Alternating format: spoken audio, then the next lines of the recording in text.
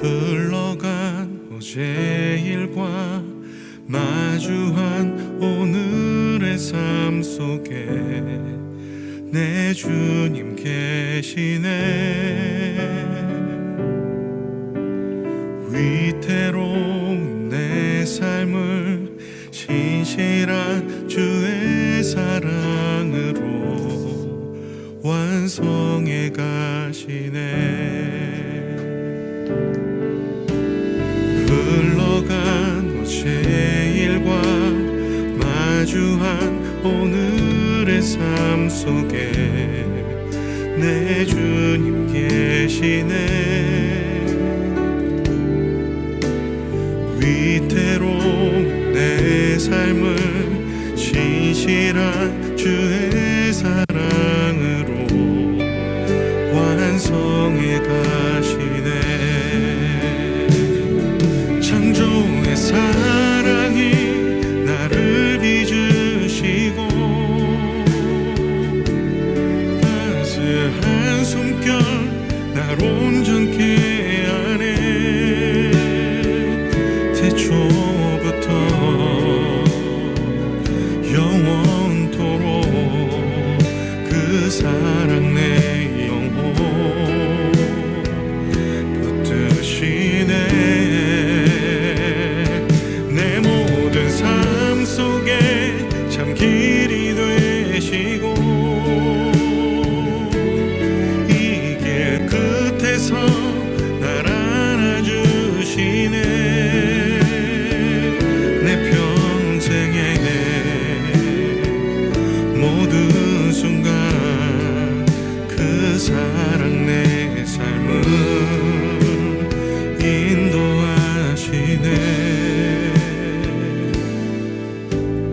내 삶의 주인이라 깊어진 하루의 끝에서 나 고백하리라. 예, 여러분 반갑습니다. 9월 2일 월요일 아침에 여러분과 함께 또 이사야의 말씀을 함께 나눌 수 있게 되어서 감사하네요. 오늘 이사야 24장의 말씀입니다. 이 가운데서 1절부터 9절까지 말씀만 우리 함께 봉독하십시다. 1절부터 9절까지입니다. 보라, 여호와께서 땅을 공허하게 하시며 황폐하게 하시며 지면을 뒤집어 버시고 그 주민을 흩어시리니 백성과 제사장이 같을 것이며 종과 상전이 같을 것이며 여종과 여주인이 같을 것이며 사는 자와 파는 자가 같을 것이며 빌려주는 자와 빌리는 자가 같을 것이며 이자를 받는 자와 이자를 내는 자가 같을 것이라. 땅이 온전히 공허하게 되고 온전히 황무하게 되리라.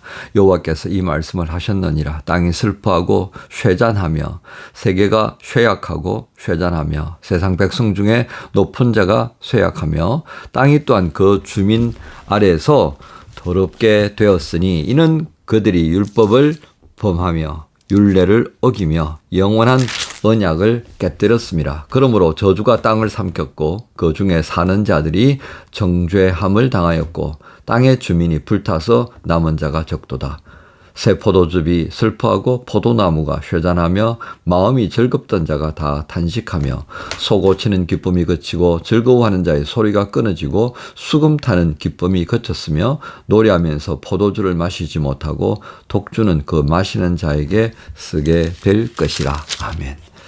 오늘 말씀의 중심 구절 5절입니다. 5절을 보면 땅이 또한 그 주민 아래서 더럽게 되었으니 이는 그들이 율법을 범하며 율례를 어기며 영원한 언약을 깨뜨렸습니다.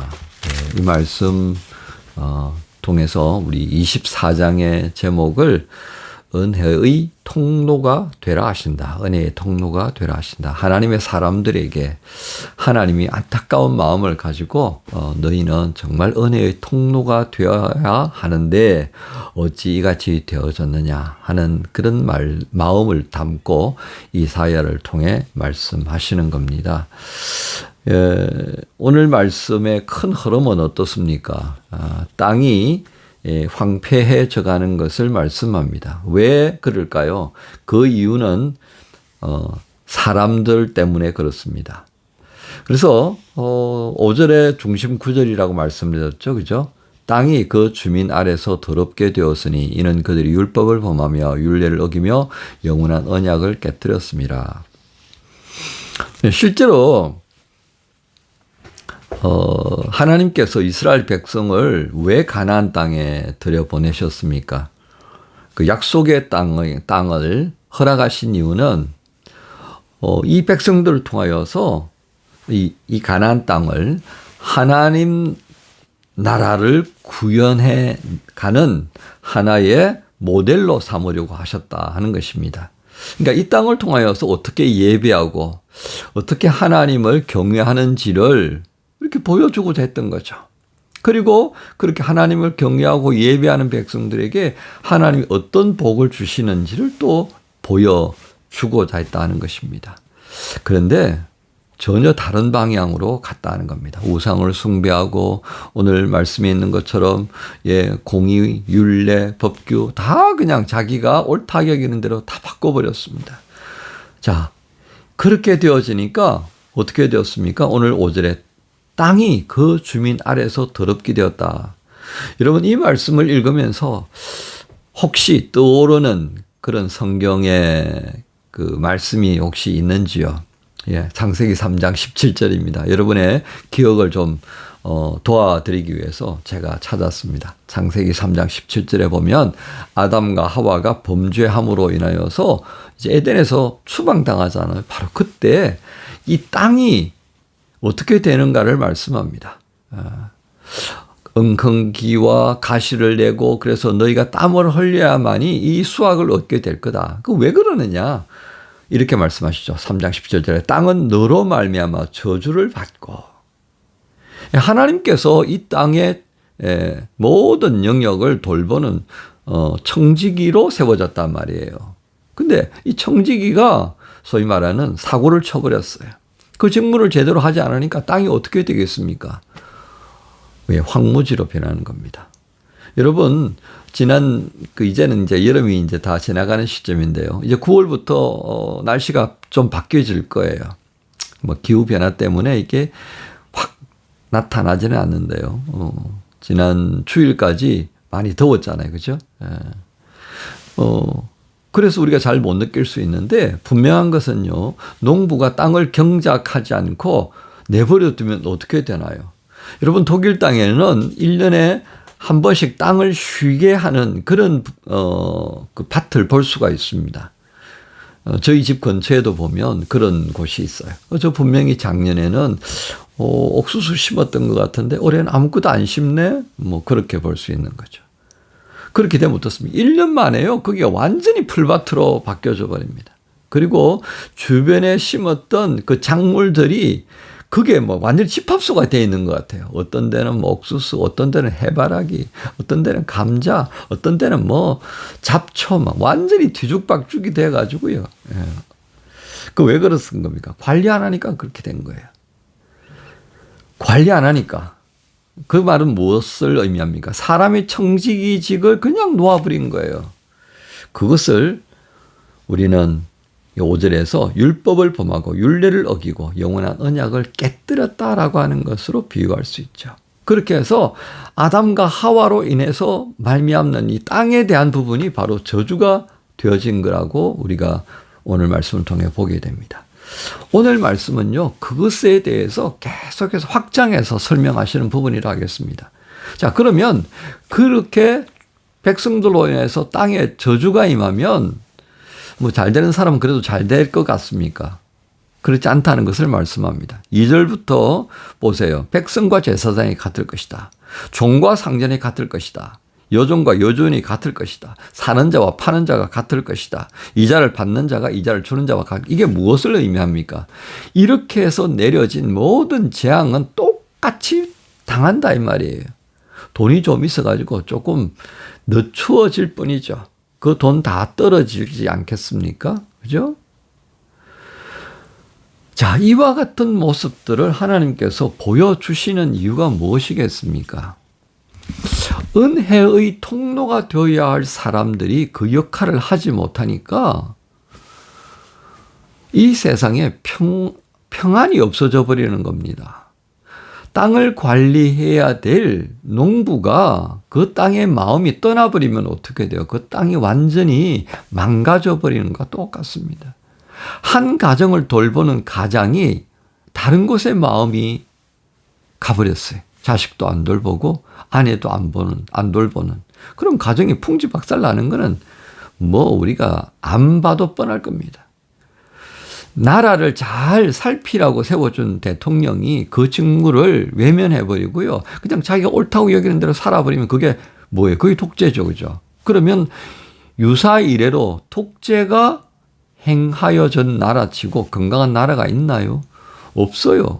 왜 공산주의가 시들해져 버렸겠습니까? 예, 스탈린을 봤잖아요. 그죠? 그래서 80년대에 소비에트가 무너진 거 봤잖아요. 북한이 아직도 안 무너지고 있는 거 보면 우리가 뭐라고 생각해? 하나님의 뭔가 뜻하신 바가 있다고 우리가 받아들여야 하지 않겠습니까? 그죠? 오늘 이런 상황들을 보면서 우리에게 주어져 있는 역할이 뭐냐를 다시 한번 좀 돌아봐야겠다는 겁니다. 이스라엘 백성들이 타락하고 그렇게 해서 하나님의 진노를 받으니까 그 유대 땅이 황폐해져 버렸잖아요. 그래서 나중에 포로기를 끝내는 시점에 1차 포로가 들어오고 그렇게 했을 때에 느헤미야서를 보면요. 어떤 면을 볼 수 있습니까? 완전히 예루살렘이요. 그냥 여우의 굴이 됐어요. 사람이 산다고 하기가 어려울 정도로 완전히 황폐해져 버린 거 보지 않습니까? 바로 이것을 우리가 주목할 필요가 있습니다. 제사장 나라로 복을 주시고 그리고 그 땅을 하나님의 은혜의 땅으로 바꾸라고 그랬는데 제사장이, 레위인이 그리고 유다 왕족들이 그리고 귀족들이 백성들이 다 자기가 옳다고 여기는 대로 우상을 섬기고 각자가 살 길을 찾아 헤매다 보니까 모든 나라가 망해져 버린 것은 당연하지 않겠습니까? 여러분 이 모습을 보면서요. 야, 이스라엘 백성들이 그렇게 살았구나. 그거로 끝난다면 아무 의미 없습니다. 그들의 모습이 곧 우리가 똑같이 맞이할 수밖에 없는 그런 모습이 된다는 겁니다. 어떻게 하면요. 우리 역시 이 백성들이 했던 것처럼 믿음을 떠나버리고요. 그렇습니다. 교회가 믿음을 떠나버리고요. 성도들이 믿음을 배신해버리고요. 그래서 십자가를 우상으로 바뀌고 그 십자가의 은혜를 각자의 열심으로 이 세상을 살아가는 열심으로 다 바꿔버리면 이와 같이 될 수밖에 없다라고 하는 것입니다. 그래서 그걸 저는 이렇게 표현할 수 있습니다. 하나님께서 주신 복을 걷어차버린 것이 된다. 지금 우리는 어떤 길을 가고 있는지 좀 살펴야 하지 않겠습니까? 이 나라가 어디로 가고 있는지, 이 대한민국이라는 나라가 지금 어디로 가고 있는지, 우리가 뭘 가지고 잘 살게 되었습니까? 하나님의 은혜입니다. 우리 국민들에게, 우리 민족에 주신 이 두뇌회전, 그죠? 열심 있는 이 삶의 모습들이 하나님께 기도하는 열심이 있었습니다. 말씀을 사모했던 열심이 있었습니다. 그래서 하나님께서 이 민족에게 은혜를 주신 거예요.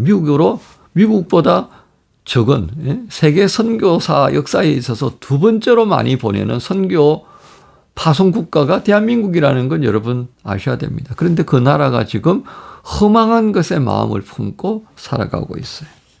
정치는 정치대로, 교회는 교회대로 각자 도생입니다. 이게 어떻게 나라가 될 수 있고 어떻게 교회라고 할 수가 있을까 말입니다.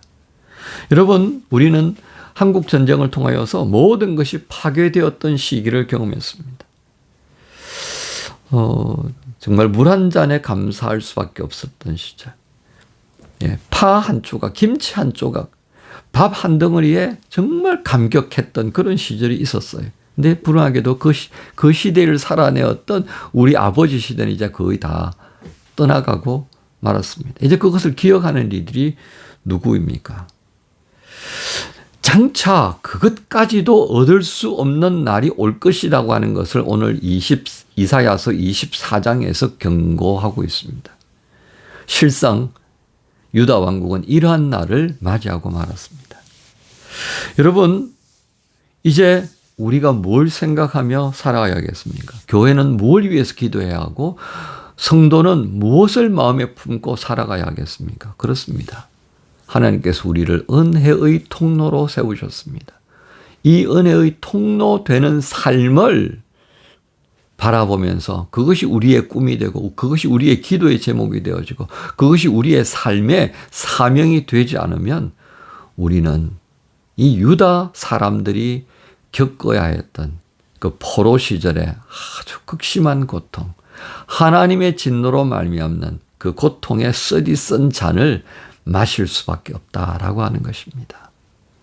은혜의 통로가 되기를 위하여서 더 기도하는 교회, 은혜의 통로를 감당하기 위해서 자라가기를 소망하는 성도, 믿음을 지키기 위해서 뭔가를 시도할 줄 아는 그런 열정이 살아있는 교회가 되고 성도가 되기를 소망하면서 오늘 이 월요일을 시작하십시다. 그래서 저주가 아닌 복을 받고 복을 나눌 수 있는 자로 설 수 있도록 주님의 도우심을 구하십시다. 이런 마음을 품고 살아가는 우리에게 주님께서 또 큰 힘으로 함께 해주시지 않겠습니까? 복된 월요일을 시작한 여러분 모두를 우리 주님 예수님의 이름으로 축복합니다. 주님 감사합니다. 은혜 주시기 위해서 오늘 말씀 주신 줄로 압니다. 저주가 아닌 복을 받고 복을 누리는 자로 복을 나눌 수 있는 자로 세우시려고 주시는 말씀. 그렇습니다. 감사합니다. 주님 소망하기는 오늘 이 말씀을 따라 은혜의 통로 되는 자로 세워주옵소서. 예수님의 이름으로 기도합니다. 아멘.